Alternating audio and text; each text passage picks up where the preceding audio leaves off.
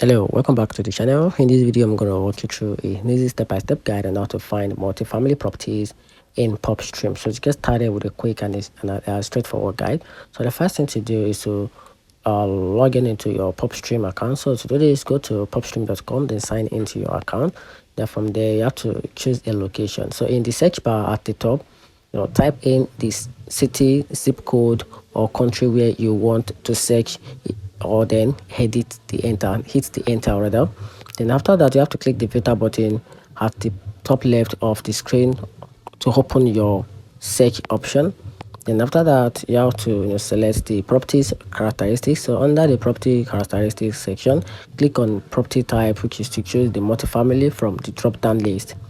Then after that, you can apply the additional filter option, which is very optional. So you can narrow down the numbers of units, owners occupied, which is the MLS status, and equities, and etc.